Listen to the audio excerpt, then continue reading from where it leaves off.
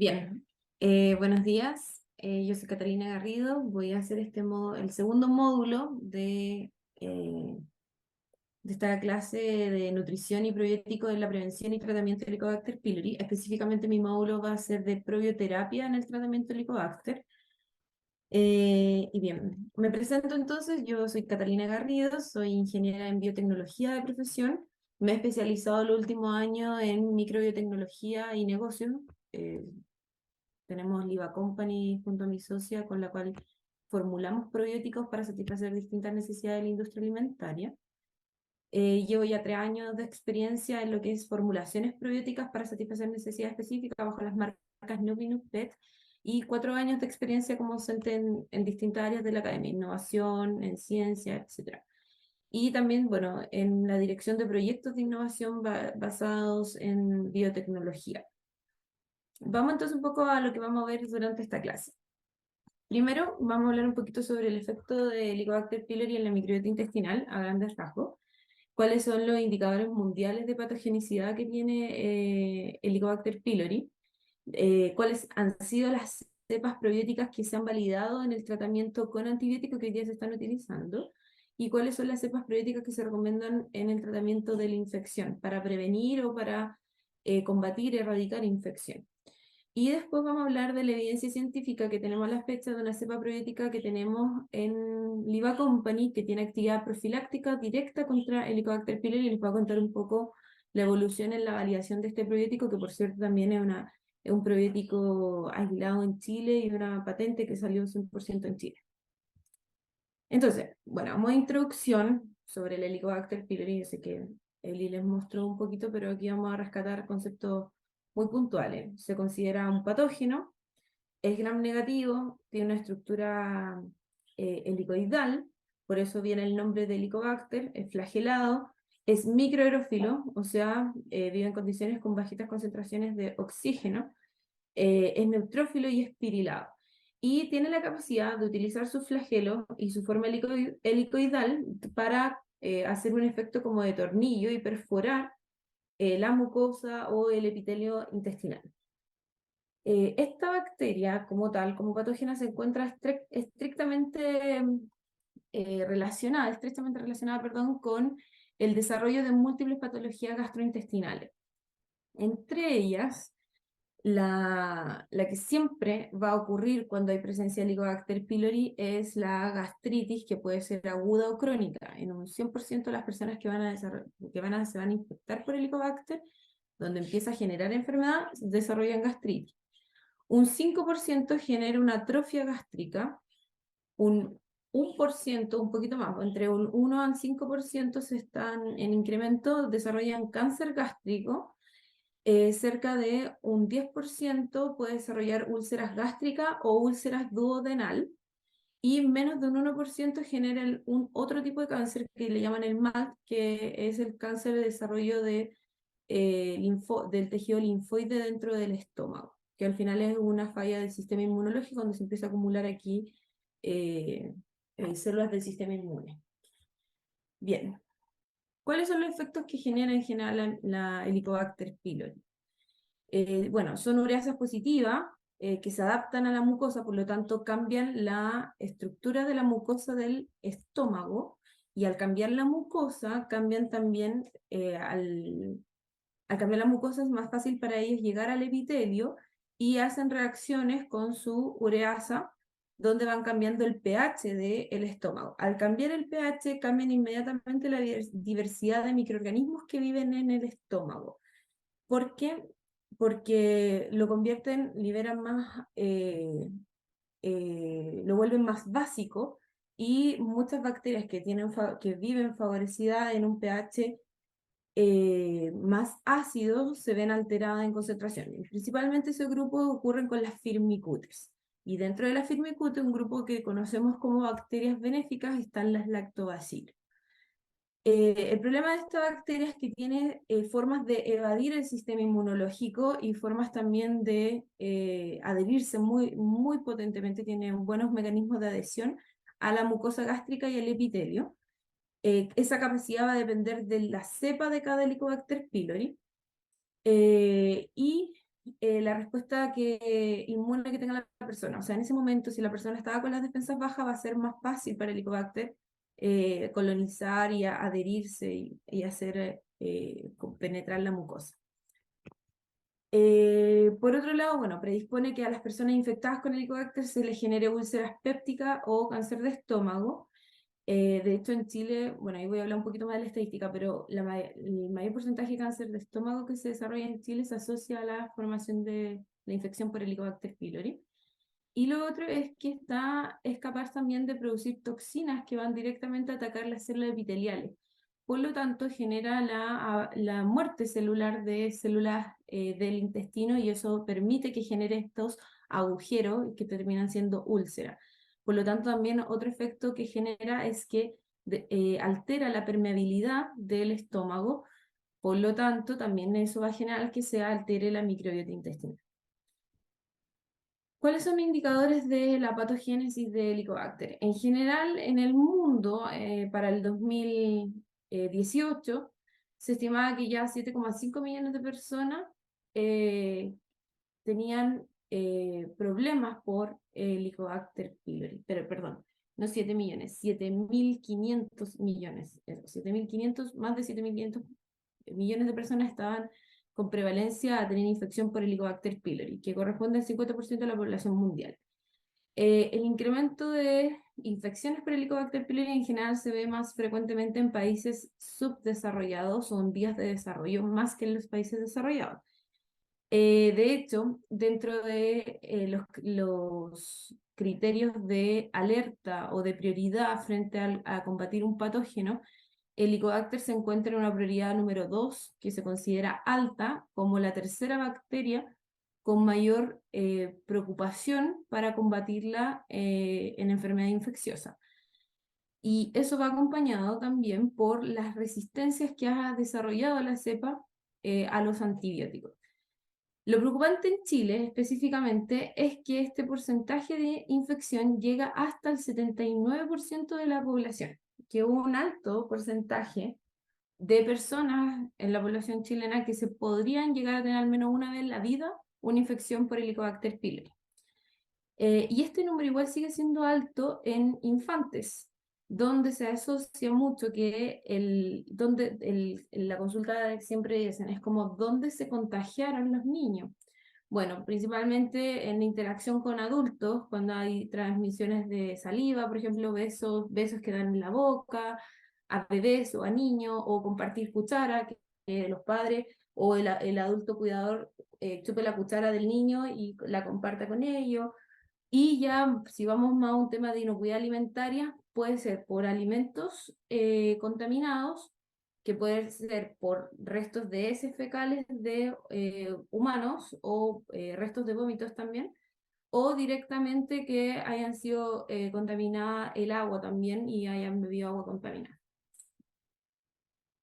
Bien, cuando se analiza también los niveles socioeconómicos de las personas, el estudio mundial lo asocia principalmente a estratos sociales más bajos, donde hay un 100% de propensión a la infección, de prevalencia a la infección. Y principalmente tiene que ver con eso, con el acceso a los tipos de alimentos o a las fuentes de alimentación como nichos, como restaurantes, etc. Este fue un estudio que se realizó en Houston, en Texas, y se analizaba la prevalencia que tenían personas adultas, negros o hispanos, en contagiarse por Helicobacter pylori. Personas de clase media tenían un 40% de prevalencia de contagiarse y personas de clase alta se consideraba un 0% de prevalencia de infectarse por Helicobacter pylori. Otro dato importante es la edad, cómo la edad influye también en esta incidencia de Helicobacter pylori en porcentaje poblacional. Entonces, esto se hizo un estudio tomando como referencia una población rural japonesa, insisto, rural porque es donde el grupo poblacional que tiene, al ser rural, se considera de nivel socioeconómico más bajo, entonces están más propensos o más vulnerables a tener infección por Helicobacter, y se estudió en los rangos etarios eh, los indicadores en porcentaje de infección. Este fue un estudio que se realizó entre 1986 y 1994. ¿Qué fue entonces lo que se demostró? Que a los 9 años, por ejemplo, en promedio, los niños, había un 20% de niños que tenían mayor propensión a, no, perdón, no propensión, que estaban infectados con Helicobacter pylori. Y bueno, en el tiempo, entre 1986 y 1994, disminuyó ese porcentaje, pero sigue siendo significativo, o sea, disminuyó un 10%. A los 16 años en la adolescencia tienen sobre un 40%, en los 23 igual, van cercanos al 50%, antiguamente era mayor, era 60% y así. Entonces, ¿qué es lo que vemos acá también? Y que esto tiene que ver mucho también con la curva de la microbiota que lo hemos conversado en otros seminarios. La curva de la microbiota parte muy en bajas concentración, llega a un pic de concentración y diversidad de microorganismos en la edad adulta, que es sobre los 35 años, y luego con los años empieza a decrecer nuestra microbiota intestinal. Bueno, la curva con la Helicobacter pylori pasa algo similar. O sea, tenemos un menor grupo poblacional de niños que va a tener la infección por Helicobacter, y a medida que vamos creciendo en la adultez se va incrementando el grupo poblacional en porcentaje que está infectado con la bacteria, con Helicobacter pylori. La mayoría incluso sobre los 40 empieza a demostrar, a presentar los síntomas de la infección como tal.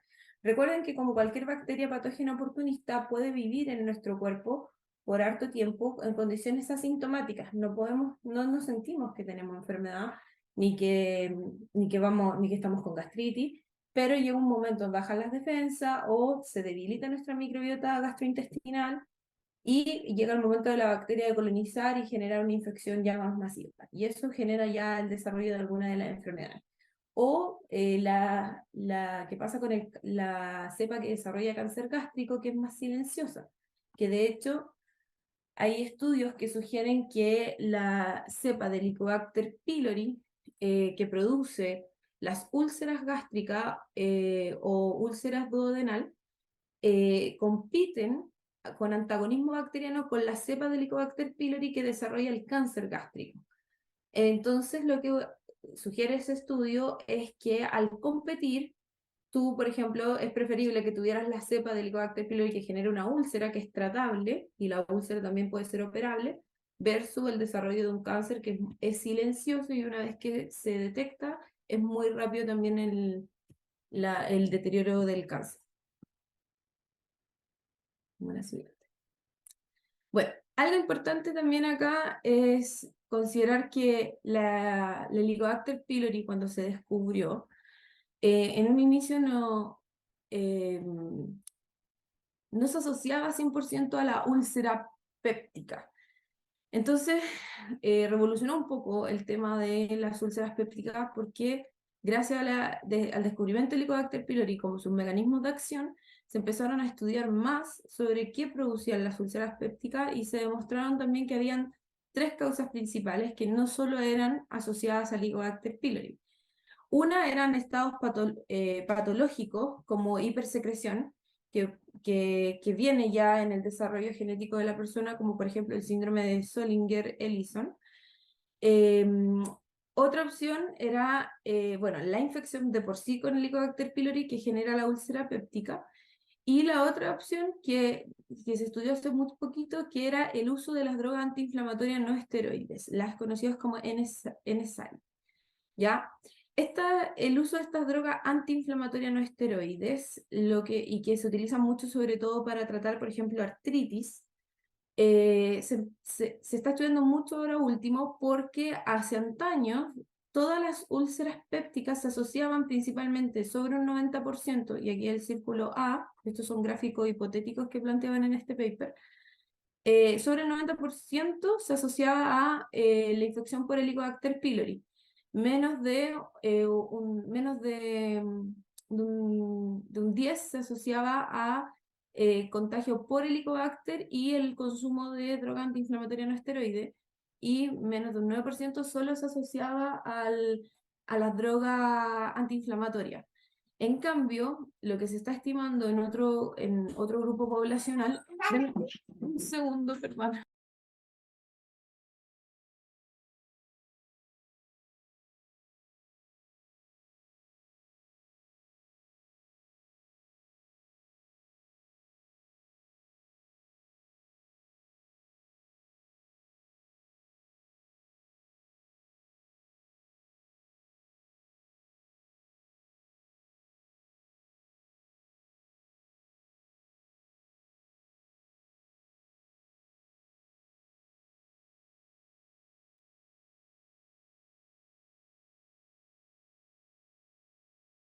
disculpas, ya, mil disculpas. Está mi hija con cuidadora, pero se le escapó. Ya, perdón. Vamos de nuevo entonces.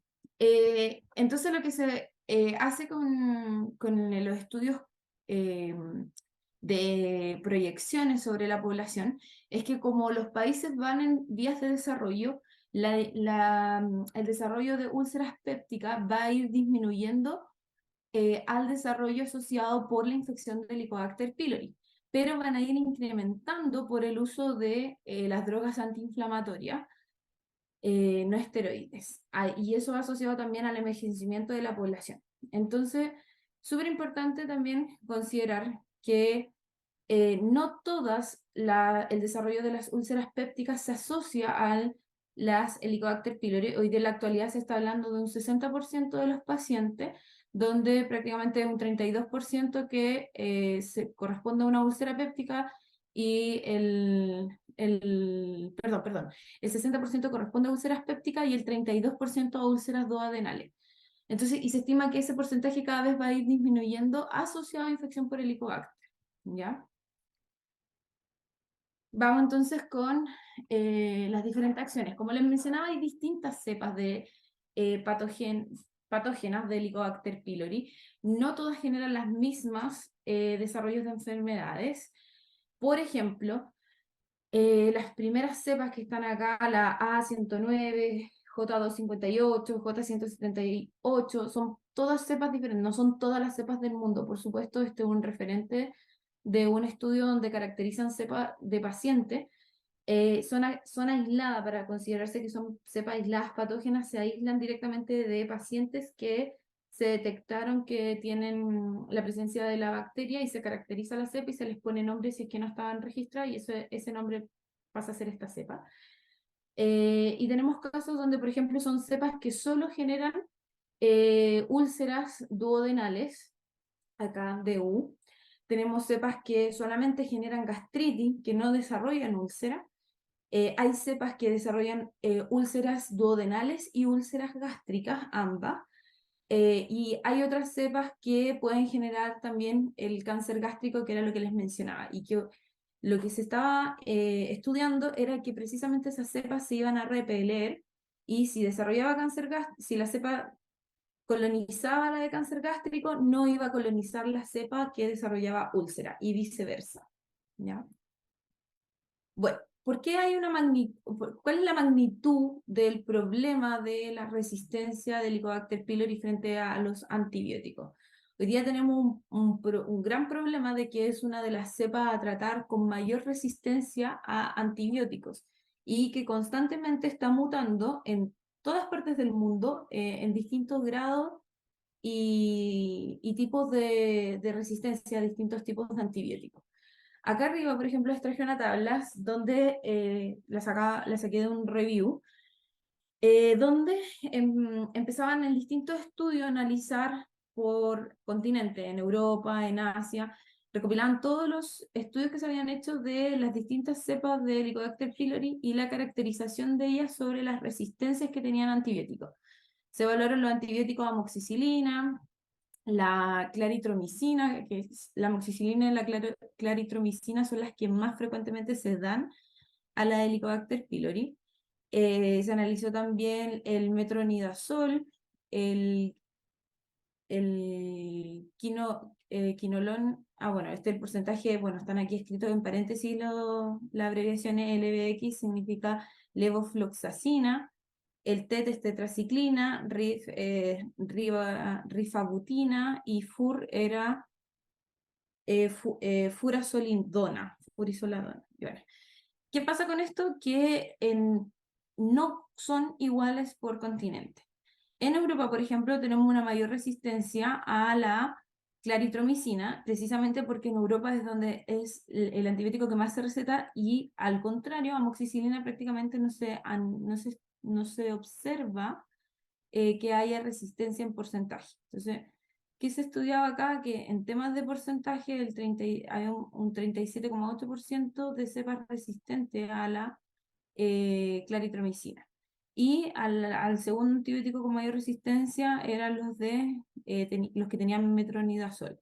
Pero, por ejemplo, Asia tiene antecedentes diferentes, tiene resistencias también a tetraciclina, tiene mayores porcentajes de resistencia al al metronidazol, y también a la amoxicilina. ¿Qué pasa con países menos desarrollados? O bueno, así igual tiene aquí estos referentes de vías de desarrollo, pero por ejemplo en África había un porcentaje de resistencia a la amoxicilina muy alto. Y esto infiere en muchas cosas, o sea, el tipo de cepa que se desarrolla en cada lugar, ya sea por factores ambientales, abióticos, o, o simplemente que la sinergia que hace con el genoma de la propia persona, van a ser cepas con distintas características. Pero también hay características aquí culturales que interfieren sobre el qué desarrolla resistencia o no sobre una cepa probiótica. Y eso tiene que ver con los tratamientos médicos que se utilicen por regiones. Si, por ejemplo, si en Sudamérica se utiliza, en Sudamérica, perdón, se utiliza constantemente tetraciclina y se utiliza sin alternar los antibióticos y se hacen tratamientos a lo mejor no de 15 días, sino que más corto, de 7 días o 10 días, puede que haya un tiempo que le genere un proceso de adaptación a la bacteria en el tiempo para generar la resistencia. Y vamos a tener indicadores más altos de uso de resistencia de nuestras cepas de Helicobacter a la tetraciclina. Entonces, las resistencias van muy asociadas a cómo se ha explotado ese uso de antibióticos constantemente en el tiempo. En el caso de Chile, que tenemos acá los tres últimos, los mayores porcentajes de resistencia que tienen las cepas que se han aislado de Helicobacter pylori en Chile han sido precisamente la claritromicina. Y en otro porcentaje un poquito mayor es también la metronidazol. ¿Ya? Bueno, y si se dan cuenta, tenemos 5 tipos de antibióticos en los que, si bien hay 2 que son más bajas los porcentajes de resistencia de las cepas, igual hay resistencia, que es con la amoxicilina y la tetraciclina y la levofloxacina. Entonces, eso significa que en Chile se utilizan también hartos tipos de antibióticos para tratar el Helicobacter pylori, y lo preocupante es cómo esta cepa en el tiempo podría ir confiriendo cada vez más resistencia. ¿Cómo se ha estudiado que esta cepa genera la resistencia? Porque como tiene tan buenos mecanismos de adhesión al epitelio, es como que jugar a la escondida. Perfora las células del epitelio y se protege dentro de la célula, entre células en el epitelio. Por lo tanto, cuando hay tratamientos con antibióticos, tienen ciertos mecanismos que la protegen. Y si sobrevive un pequeño grupo de esta bacteria, puede ir en el tiempo en esa exposición al antibiótico y generando resistencia y mutar y colonizar con bacterias que son más resistentes. Entonces cada vez o tengo que cambiar el antibiótico o hacer tratamientos mucho más intensos de antibióticos. Por eso la mayoría de los tratamientos para erradicar el Helicobacter pylori son tan fuertes en antibióticos y las personas se sienten muy mal, tienen muchos efectos secundarios adversos, como diarreas, como dolores estomacales, como puntadas o procesos de inflamación, porque son muy fuertes, entonces arrasas con toda la microbiota gastrointestinal también. Bien, entonces, ¿qué es lo que actualmente se está utilizando en lo que es la probioterapia junto con el complemento de de los antibióticos, perdón? Eli les comentaba hace un momento atrás sobre los tipos de tratamiento que se hacían. Hay una terapia cuádruple que se compone por precisamente el inhibidor de la bomba de protones, o puede ser también ranitidina citrato de bismuto. Eso tiene que ser 2 veces al día, más 2 antibióticos, que puede ser amoxicilina, la claritromicina o el metronidazol. En general se utilizan los 2 primeros o los dos últimos. Amoxicilina con claritromicina o claritromicina con metronidazol. Siempre se utilizan más esas 2 mezclas. Y la otra opción de tratamiento es la terapia triple, que se le llama, que es citrato de bismuto o el subsalicilato, más tetraciclina, más un antibiótico adicional. La tetraciclina, otro antibiótico, más otro adicional. Entonces son 2 antibióticos más citrato de bismuto o subsalicilato. puede ser la metronidazol o la claritromicina, ¿ya? ¿Qué es lo que se ha visto entonces? Que en cualquiera de estas dos terapias, terapia triple o terapia cuádruple, más probiótico como complemento al tratamiento, se ha demostrado que se han podido reducir los efectos secundarios en el tratamiento estándar, que es solo antibiótico, y con eso ha aumentado la posibilidad de que los pacientes terminen la terapia con el antibiótico. Porque al ser tan invasivo o con tanto efecto adverso por el tipo de antibiótico, las concentraciones y el tiempo, que son tratamientos muy largos, como las personas se empiezan a sentir mal y por un lado dejan de sentir la gastritis o creen que ya pasaron, no sé, 7 días y que es suficiente para dejar el tratamiento con antibióticos, lo abandonan. Lo abandonan por los tratamientos, por los efectos adversos del antibiótico. Así que también ha ayudado a que los pacientes terminen la terapia, ha mejorado el éxito del tratamiento sobre incrementándolo en un día un 15% en comparación a la terapia sin antibióticos, o sea, perdón, sin probióticos, y también directamente tienen antagonismo contra el Helicobacter pylori y suprimen a esta bacteria patógena in vivo desde el estómago. Y con eso también logran mejorar los síntomas dispépticos que son alterados por la Helicobacter pylori, permitiendo que corrijan la microbiota intestinal y estomacal, volviendo a una concentración de eubiosis, ¿ya? Ahora, ¿cuáles son estos probióticos? Bueno, se han estudiado varios, se ha estudiado la Lactobacillus reuteri, que ahora hace poquito le empezaron a cambiar los nombres, entonces ahora se denomina Limoxilolactobacillus, la Lactobacillus paracasei, junto con la Glycyrrhiza glabra, la Clostridium, que esta es una innovación nueva porque todavía está en estudios clínicos antes de comercializarla como probiótico, al menos en Chile todavía no llega como probiótico la Clostridium butyricum, eh, y grupos mix de Lactobacillus, Bifidobacterium y Streptococcus. Principalmente las lactobacilos que más se han utilizado en estos estudios clínicos ha sido la Rhamnosus, la GG, la Lactobacillus casei, que es la cepa chirota, que también se ha utilizado mucho, la Lactobacillus vulgaricus, la Lactobacillus acidophilus, la Bifidobacterium breve y la Bifidobacterium longum y la Streptococcus thermophilus como complemento. Ahora, ¿cuáles son las que han mostrado mejores resultados? Bueno, acá abajo hay otra también que lo voy a mencionar, que es solo un ensayo con Lactobacillus acidophilus. Precisamente esta innovación de la Clostridium butyricum ha mostrado un incremento significativo en lo que es la erradicación de la Helicobacter pylori en tasas del 88,6% en un grupo donde se hizo un tratamiento cuádruple. BQT significa el tratamiento cuádruple, que significaba los dos antibióticos más el inhibidor de bomba de protones, más, no me acuerdo el otro, el citrato. Y en el grupo que se trató con probiótico, se obtuvo un 85,7% en el grupo solo con probiótico y el tratamiento con cuádruple, en complemento, ¿ya?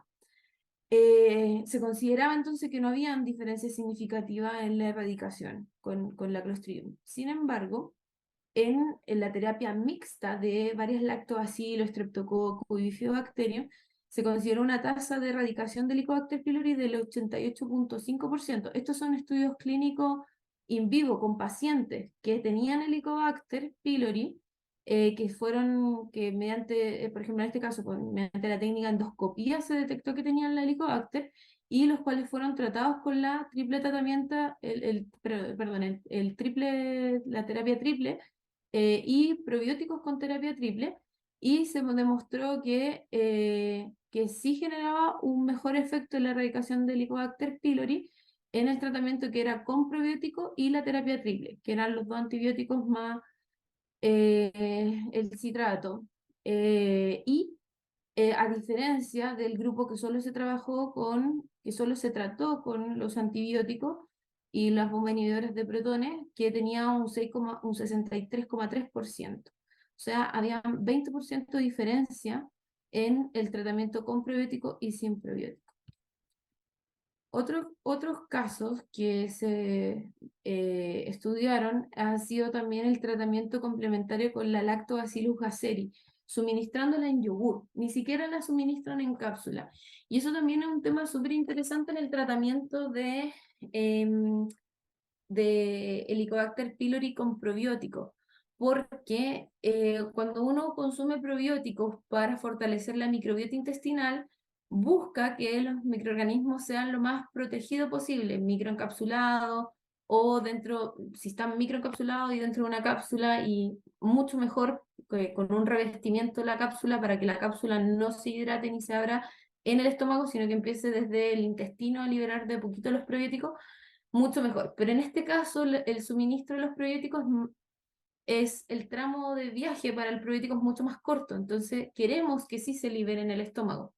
Por lo tanto, lo que más se ha propuesto también es que es muy favorable que el probiótico vaya en alimentos expuestos, o como una jalea, como un yogur, porque inmediatamente van a llegar y van a estar expuestos en el estómago, que es donde queremos que haga el efecto, ¿ya? Pero la diferencia entre el intestino y el estómago, que el intestino tú puedes tener más tiempo, más horas de almacenamiento de un tránsito de ingrediente, de nutriente, versus el estómago que tiene rangos que van desde 30 minutos hasta 2, 4 horas, donde el estómago se llenó, hizo su trabajo y después se vació y bajó al intestino, ¿cierto? Por lo tanto, la sugerencia en el suministro con alimentos también era que fueran de forma frecuente y constante, como por ejemplo una jalea al almuerzo, a la cena, o un yogur diario, por ejemplo, también durante la mañana y durante la tarde, ya para tener más veces exposición la bacteria probiótica al estómago. Aquí también se trabajó en el caso de este ensayo que se hizo con la Lactobacillus gasseri, muy famosa también la gasseri en salud femenina y salud íntima femenina. Se puso en un yogur, se trataron 229 pacientes que tenían Helicobacter pylori, que se detectaron que tenían la Helicobacter porque le hicieron cultivo bacterial y el test rápido de urea, el test de aliento, y se les trató con una terapia triple, con eh, una terapia triple sola y otra que era probióticos más la terapia triple, ¿ya? Y los resultados mostraron que también había una mejora, no tan alta como el mix de lactobacillus con bífido y strepto que vimos anteriormente, pero sí mayor a la terapia triple sola. ¿Ya? Esto era entonces un 38,5% el grupo que tenía probióticos versus un 28% el grupo que estaba trabajando solo la terapia de antibióticos con los inhibidores de bomba de protones. Es prácticamente 10% de diferencia. Y acá hay otro ensayo que donde vuelven a utilizar la Clostridium butyricum más Bacillus coagulant, que Bacillus coagulant también, si bien no es del grupo de las lactobacillus, también se considera una bacteria cioláctica y que también tiene buenos antecedentes de antimicrobianos, que tiene buenos indicadores de inhibidores de crecimiento de bacterias patógenas. Se pudo estudiar también que la erradicación fue de 18%, 20% y 25% en 3 grupos, que fueron los 3 grupos tratados con bacterias probióticas. El primer grupo era solo la Clostridium, el segundo grupo era solo la Bacillus coagulant y el tercer grupo era la mezcla de dos, Bacillus coagulant más la Clostridium. Entonces se obtuvo que en el grupo C, que fue el grupo donde estaban utilizando los dos probióticos, se obtenía un mejor porcentaje de erradicación del Helicobacter pylori, pero era un 26%. ¿Ya? Insisto, esta mix de bacterias se estuvieron validando para complementar los tratamientos con antibióticos, no necesariamente para sustituir el tratamiento con antibióticos, que eso lo vamos a ver ahora. Ah, no, me falta todavía para ver eso. Antes de pasar al otro tema, también quería mostrarles un ensayo que se hace habitualmente en ratones, cuando se hacen las validaciones in vitro de antagonismo, donde se prueba, se desafía el tratamiento contra el Helicobacter pylori y se desafían directamente la bacteria con los probióticos. Entonces lo que se veía acá era que en todos los ratones que habían sido infectados Solo con el Helicobacter pylori, el 100% mostró que tenían colonización homogénea en el estómago. Pero los que habían sido inoculados, infectados o suministrados Helicobacter pylori más probiótico, ese porcentaje de colonización disminuyó al 50%. O sea, ya el hecho de yo estar consumiendo probiótico disminuye en un 50% la probabilidad de que la bacteria colonice mi estómago. Lo mismo pasó en el tema de la regulación de la inflamación. El porcentaje de inflamación en las células epiteliales del estómago de los ratones que fueron solamente suministrados con Helicobacter pylori era del 71% versus las células que habían sido o sea, de los ratones que habían sido suministrados suplementados con probiótico y Helicobacter, que se vio significativamente disminuido en un 29%. ¿Ya? Por lo tanto, aquí tenemos dos factores que que se estudian mucho para validar el uso probiótico de una bacteria con antagonismo frente al Helicobacter. Primero, que genere inhibición de la adhesión, que prácticamente compita con ella y permita que no entre al epitelio, que no colonice nuestro epitelio. Y por otro lado, que regule también el proceso inflamatorio, que es la regulación de nuestro sistema inmune. Bien, ¿cuáles sí son las cepas probióticas que se están utilizando en comparación con los antibióticos y también como propuesta de tratamiento comparativo? Acá hay muchos más estudios que encontré. Habían, por ejemplo, casos donde lo que me gustó de esto es que mostraban el N, el número de pacientes con los que se utilizó. Son todos ensayos que se hicieron en Italia en distintos años, del 2001 hasta el 2008. También se trataban con grupos pacientes que se hacían dobles ciegos, que no se conocieran, que tuvieran la condición de estar contagiados por Helicobacter y que también había un grupo control y placebo. Y bueno, acá están los métodos de diagnóstico, algunos fueron por cómo se verificaba que estuvieran contagiados con Helicobacter, por los test de antígeno, otros que hacían el test de medición rápida de aliento con el test de ureasa, y cómo fue el régimen de tratamiento probiótico.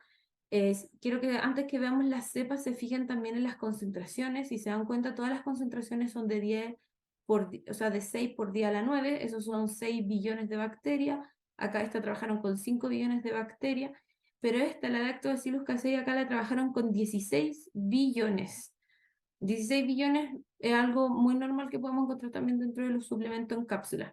Pero lo otro me sorprendía que trabajaran con concentraciones bajitas, 6 por 10 a la 9, 6 por 10 a la 9, 5 por 10 a la 9, este es 16 por 10 a la 9, y el último también acá, por ejemplo, la Reuteri le trabajaron a 10 elevado a 8.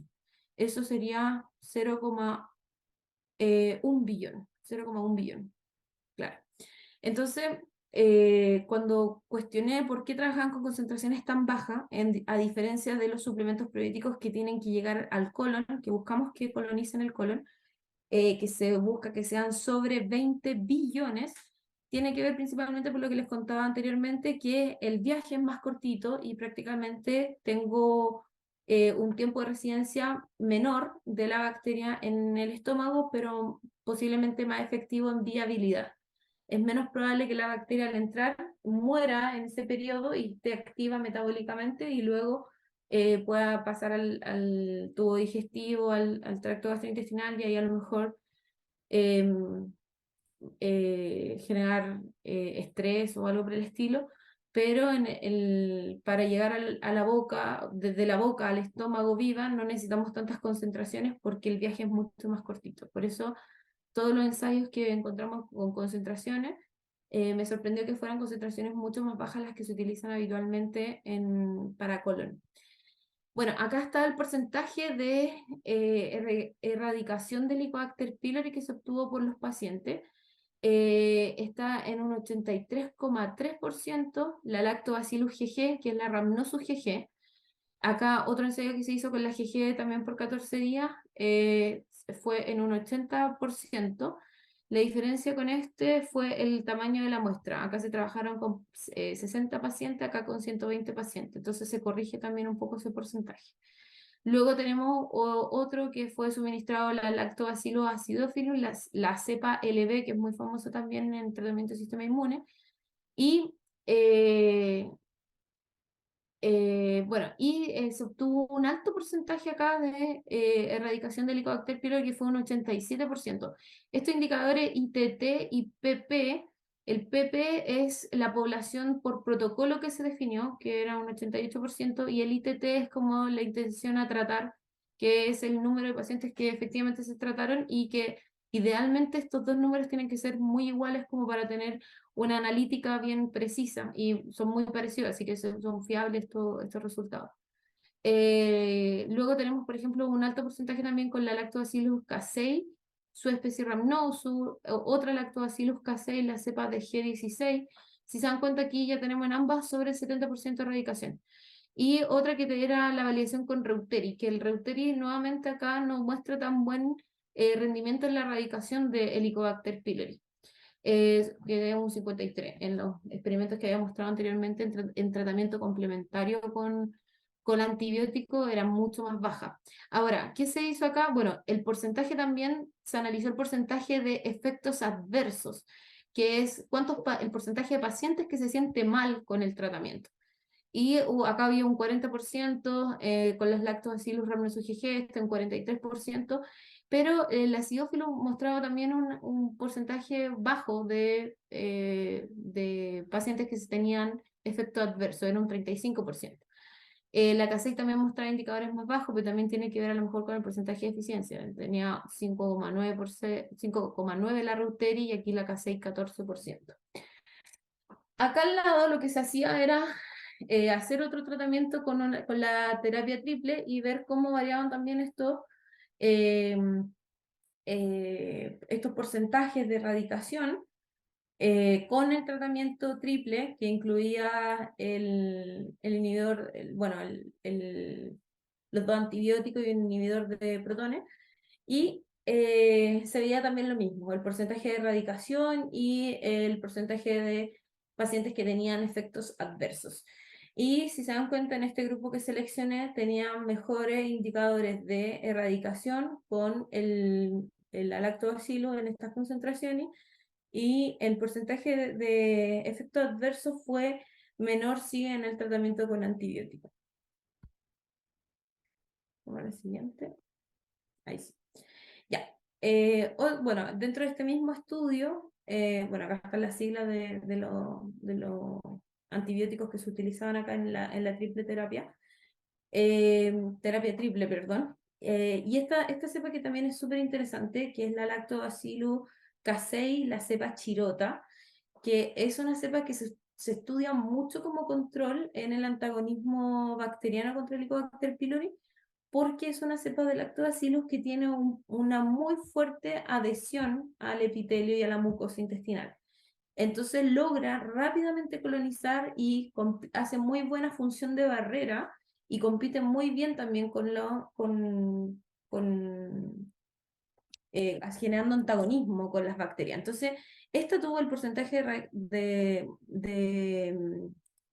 erradicación de la Helicobacter pylori muy alto, 99%, no presentó efecto adverso, y en la terapia complementaria a una terapia triple mostró un menor porcentaje, 36%, y tampoco mostraba efecto adverso.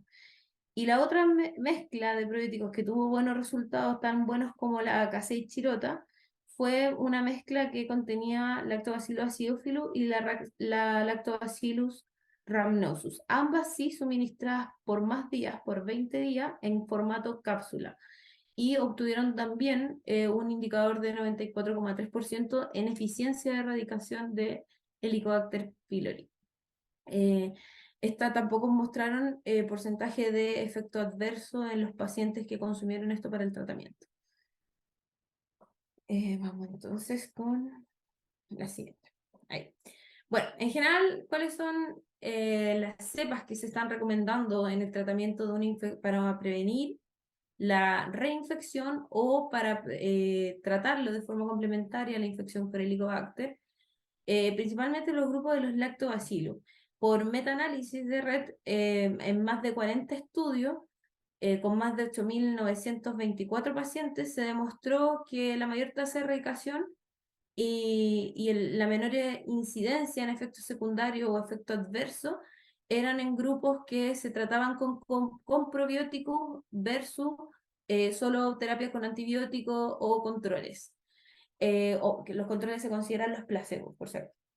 Dentro de las cepas que mejores resultados se demuestran erradicando el Helicobacter son las lactobacillus específicamente, pero también se están estudiando otros géneros, que son, por ejemplo, las bifidobacterias animales lactis, la Enterococcus faecium y la Saccharomyces boulardii, que también es una bacteria, o sea, perdón, una levadura Saccharomyces boulardii que ha tomado fuerza ahora en otros campos de validación más que la diarrea, porque es una cepa de levadura que se ha utilizado mucho para el tratamiento de diarrea, pero ahora se le están atribuyendo muchos más beneficios en temas del sistema inmunológico y ahora con la competencia con patógenos también. Bien, ¿qué antecedente hay? Bueno, especie en sí de lactobacillus genera un efecto inhibidor sobre la unión in vitro que tiene el Helicobacter pylori a líneas celulares gástricas. La lactobacillus casei se ha demostrado que puede sobrevivir en un estado metabólico activo, viable y funcional dentro del estómago y es capaz de hacer también rápidamente síntesis de nuevas proteínas para generar procesos de adhesión y competir por espacio con la Helicobacter pylori. La Lactobacillus acidophilus junto con la Lactobacillus reuteri, ambas por separado, no necesariamente en un mix, demostraron que también tienen efecto inhibitorio sobre el Helicobacter pylori en pacientes que tienen úlceras pépticas. Los mix de Lactobacillus, la caseic más la acidophilus más la bulgaricus de yogur también demuestran fuertes efectos inhibidores in vitro sobre el crecimiento del Helicobacter pylori, pero sí se considera que es difícil que en humanos directamente, porque son las validaciones que se han hecho in vitro, genere un 100% de la erradicación consumiendo solo ese producto. Entonces lo que se busca precisamente generar es que antes, durante y después del tratamiento con antibióticos se haga un tratamiento siempre con probióticos, porque un tratamiento antes con probióticos va a erradicar un porcentaje significativo de la Helicobacter pylori.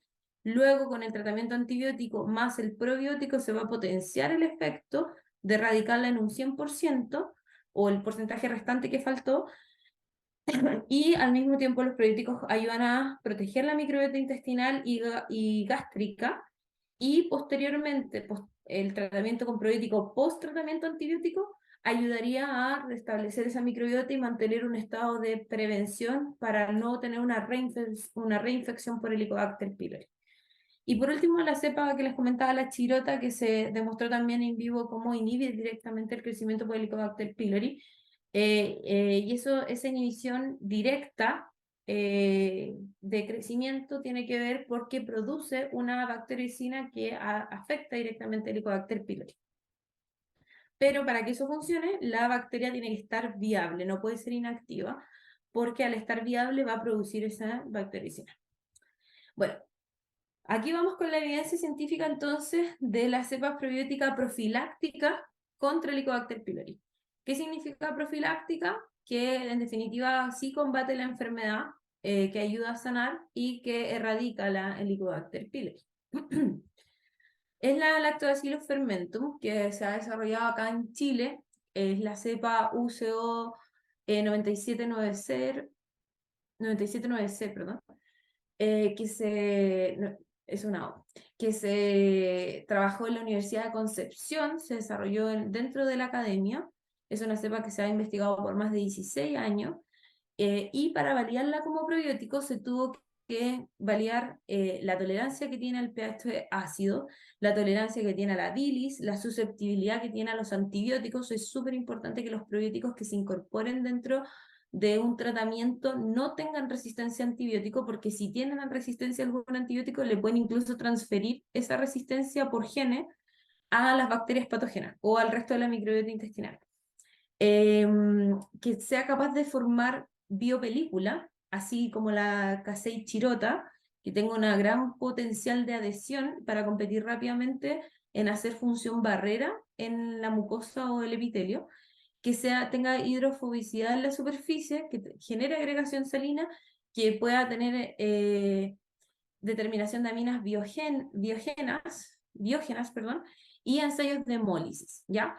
Entonces, partieron estos científicos hace 16 años caracterizando esta bacteria y detallando todas sus propiedades probióticas y demostrando una función anti-Helicobacter pylori de esta cepa Lactobacillus fermento que fue aislada desde el intestino humano de una persona sana que no tenía problemas de infección contra Helicobacter pylori eh, y se podía caracterizar muy bien su microbiota.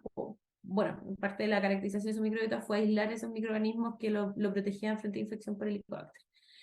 Entonces, ¿qué se ha demostrado dentro de estos resultados? Que si uno compara, por ejemplo, esta lactobacillus, estos son papers publicados, son imágenes de papers que están publicados de esta cepa, hay más de 36 papers.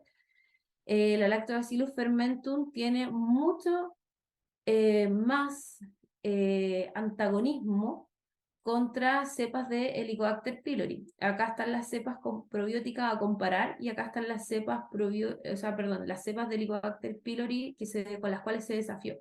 Entonces, por ejemplo, tiene una actividad antimicrobiana mayor que Rhamnosus GG, mayor que Casei chirota y mayor que Johnsoni, prácticamente al doble. Para esta primera cepa de Helicobacter pylori, para la cepa J99 de Helicobacter pylori también tiene niveles de 5 en la producción de la actividad antimicrobiana, y en G27 también tiene un nivel de inhibición de 6. O sea, si comparamos este probiótico que tenemos actualmente versus los que se han validado en el mundo, es mucho más efectivo en actividad antimicrobiana contra contra 3 cepas diferentes de Helicobacter pylori que causan cáncer gástrico, úlcera gástrica y úlcera duodenal. También tiene una buena tolerancia a las sales biliares, que es muy importante para que se mantenga viable y activa en el estómago. En comparación también a Chirota y Rhamnosus, tiene buen porcentaje de resistencia en el tiempo. Claro que Acei, Chirota y Rhamnosus tiene un poquito más elevado, pero se considera no con una diferencia tan significativa. Pasó todas las pruebas también de hidrofobicidad, de agregación salina, de la capacidad de adherencia en vidrio que se evalúa. Estaba igual la capacidad de adherencia que una L-Johnsonia LA1 y la Rhamnosus GG. Y también la cinética en la formación de biopelícula. Si comparamos acá, por ejemplo, se comparó precisamente con la Casei chirota, porque la Casei chirota es la que tiene mejor adherencia registrada en paper. Y la Lactobacillus fermentum se empezó a comparar con la chirota y en todos los análisis tenía mejor porcentaje de formación de biofilm que la Casei chirota. Por lo tanto, fermentum es mucho más eficiente en formar biopelículas para poder adherirse al intestino o al epitelio del estómago. También lo que se validó acá fue la resistencia a los antibióticos, cómo eran las cepas de fermentum, que ojalá todas las resistencias fueran de baja susceptibilidad, que fuera susceptible, o moderadamente susceptible, pero que en ningún caso fuera resistente. Y no tiene resistencia a ninguno de los antibióticos aquí detallados, ni amoxicilina, ni la claritromicina, que son las que más se utilizan contra Helicobacter, etc. Entonces, la penicilina, ampicilina, etc. En todas es susceptible o fuertemente susceptible, o sea que es muy sensible al antibiótico, y solo en el caso de la penicilina G y la vancomicina es medianamente susceptible, pero sigue siendo susceptible. Y en comparación a la Rhamnosus GG, que se considera segura como probiótico y que está en el mercado, tiene de hecho mejores indicadores de susceptibilidad. De hecho, la Rhamnosus GG tiene resistencia, por ejemplo, a streptomicina o resistencia también a canamicina, etc. al vancomicina también tiene resistencia, etc. Igual tiene ciertos grados de resistencia. Por lo tanto, esto da seguridad de que esta cepa probiótica es segura en el suministro en consumo humano. Lo mismo acá, el tema de la resistencia al pH, pH 3, pH estomacal, en el tiempo, cómo la cepa se mantiene viva en el tiempo por 24 horas, que en ese tiempo ya es suficiente para estar en el periodo de residencia dentro del estómago, y tiene un buen nivel de sobrevivencia manteniéndose constante, baja de 8 por día a las 6, pero nunca baja del orden de día a las 6. Eso significa que si partió con un orden de exposición, se mantiene en el tiempo ese orden. O si yo la suministro día a la 9, va a mantenerse ese tiempo al día a la 9. Acá va disminuyendo de 80 a 5, a 4, 4,5. Prácticamente de 0 a 24 horas disminuyó la mitad, pero manteniendo el mismo orden, que es lo que siempre nos interesa en la parte de las formulaciones de probióticos. Bueno, se caracterizó la cepa, el nombre oficial de caracterización fue Limosilactobacillus fermentum, y está con ese código también registrada, con la que está la patente y está en el registro de cepa. Y se hicieron muchas más validaciones también en ratones y también en humanos, pero vamos con la de ratón. Se hicieron en modelos de gerbo de Mongolia, se pudieron hacer validaciones directas sobre la actividad anti-Helicobacter in vitro, en definitiva, perdón, in vivo en los intestinos. Entonces lo que se hizo fue realizar ensayos primero de adherencia en vidrio para ver cómo las células generaban buena adhesión a células epiteliales, por eso tomaron células humanas de adenocarcinoma gástrico, y también ver la colonización de los gerbos de Mongolia. Entonces lo que se hizo, se cultivó la bacteria, se preparaba un concentrado de la bacteria mediante centrifugación y luego se le agregaba leche descremada al 5% para dársela a estos gerbos de Mongolia.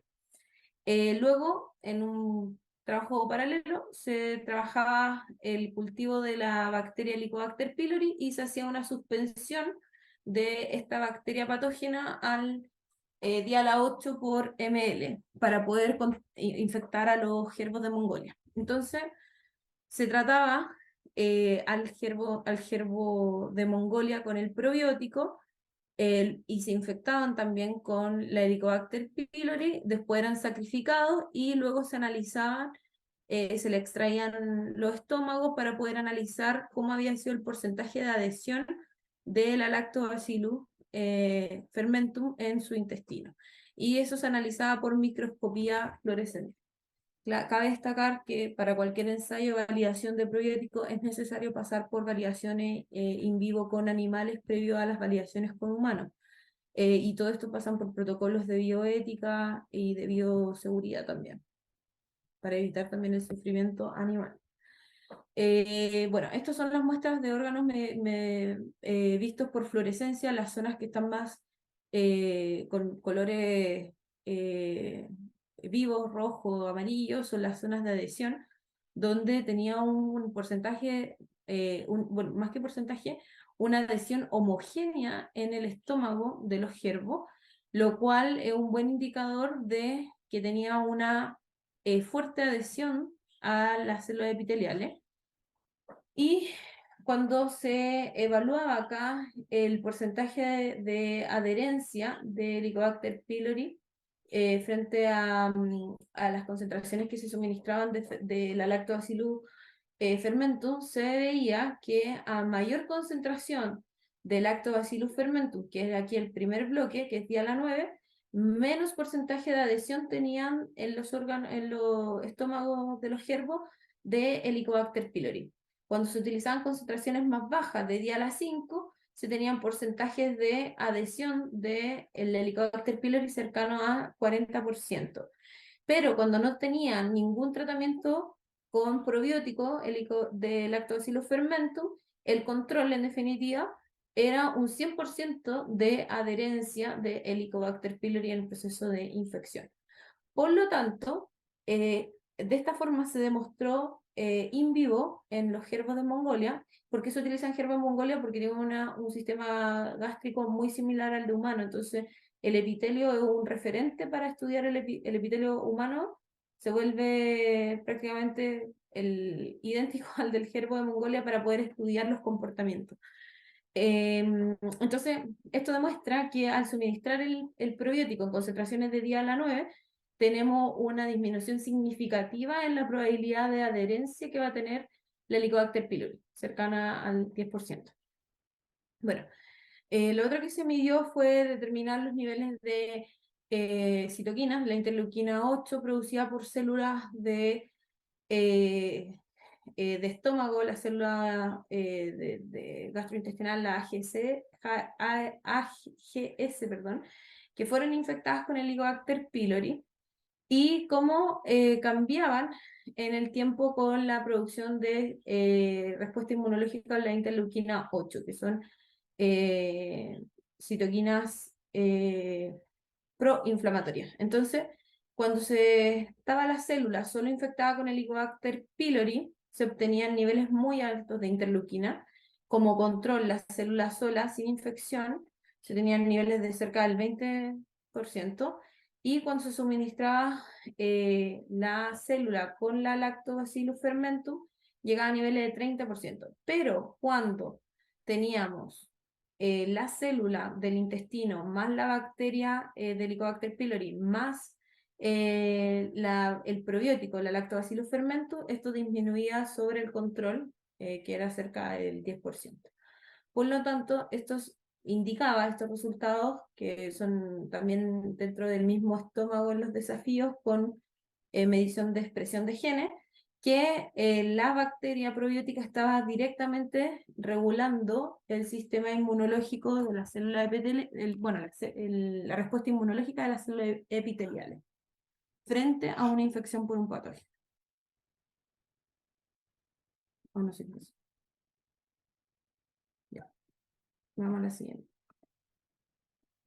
Bueno, otro ensayo que se tuvo que realizar también era precisamente ver la respuesta inmunomoduladora de las células epiteliales. Entonces se repitió un poco esto de cultivar células in vitro, hacer la preparación del patógeno y hacer la preparación del probiótico, y se infectaron células y se trataron células con probióticos y células con patógeno y células en conjunto, con probióticos más patógenos, para ver cómo se modulaba la respuesta inmune en estas células AGS, que son células humanas del estómago. Y lo que se obtuvo fue que en todos los casos teníamos una mejor regulación una mejor regulación de las células, de la respuesta inmunológica de las células epiteliales, donde se veía que la lactobacillus fermentum incrementaba células que tienen que ver con citoquinas de respuesta antiinflamatoria, como la interleuquina 1 beta, interleuquina 6, etc. Y por otro lado, cuando la lactobacillus fermentum se suministraba junto con el Helicobacter, disminuían, estas son citoquinas proinflamatorias, disminuían las células, las citoquinas proinflamatorias, y incrementaba las citoquinas antiinflamatorias. Lo mismo pasaba acá en la evaluación, donde se hacía el desafío de análisis también de células inmunológicas sobre la producción de las citoquinas en los macrófagos de humanos. Entonces, el mismo efecto que se veía acá en las células se veía en los macrófagos, donde incrementaba la exposición de solo la bacteria probiótica, incrementaba la presencia de citoquinas proinflamatorias, pero como una respuesta del sistema inmune innato, como una estimulación del sistema inmune innato, y cuando estaba el desafío con el Helicobacter pylori bajaba estos indicadores de citoquinas proinflamatorias, los regulaba positivamente hacia abajo para no generar mayor inflamación. Bueno, acá hubo otros ensayos también que se realizaron para ver la viabilidad y el recuento y la histología y la actividad ureasa. También se validó la misma respuesta que se validó in vitro con las citoquinas, se validaron en ratones que fueron infectados con el Helicobacter pylori, donde se vio también un incremento en interferón gamma y interleuquina 10 en ambos casos, y la disminución de la interleuquina 8, que se considera como una citoquina proinflamatoria. Y por último, el ensayo clínico final, que fue el último ensayo que se hizo para poder lanzar este producto, esta bacteria como probiótica, que fue un ensayo clínico con humanos, donde se prepararon jaleas que tenían los probióticos. Se tuvo que hacer, bueno, el diseño del experimento para que fuera lo menos sesgado posible. Tenían que ser doble ciego, no se podían conocer bien los antecedentes de los pacientes, si bien se encuestaban, no se podían elegir por grupo. Se tuvo que definir bien el procedimiento, cómo elegir y reclutar a las personas y cómo hacer el procesamiento estadístico.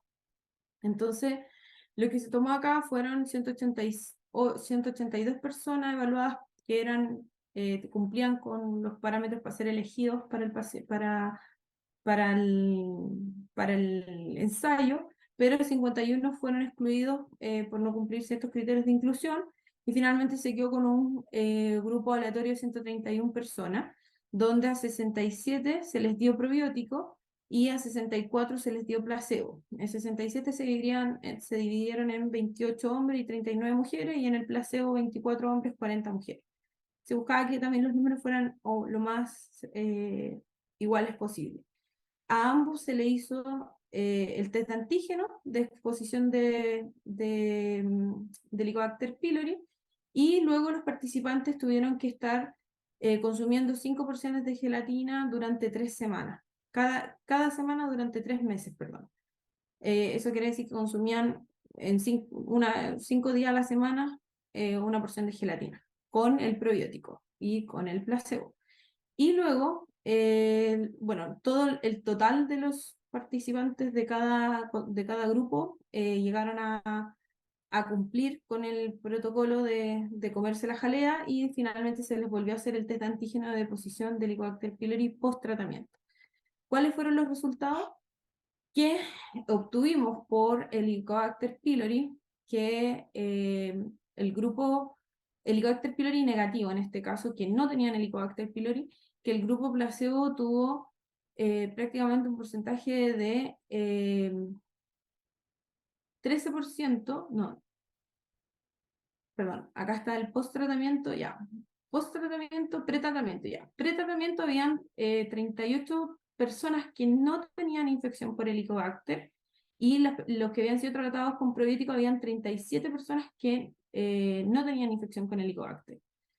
Y post-tratamiento, los que presentaron infección por Helicobacter pylori fueron 13, y los que no presentaron fueron 25, versus los que se trataron con probióticos, que no había una persona que se consideró que se infectó con Helicobacter pylori, y el resto seguía siendo sin infección de Helicobacter pylori, el 36, en los tratados con probióticos.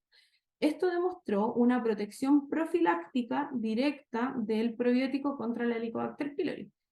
Y por el contrario, los Helicobacter pylori positivos pretratamiento eran casi mitad y mitad en el placebo, y se vio que prácticamente el 100% de ellos demostró contagio por Helicobacter pylori.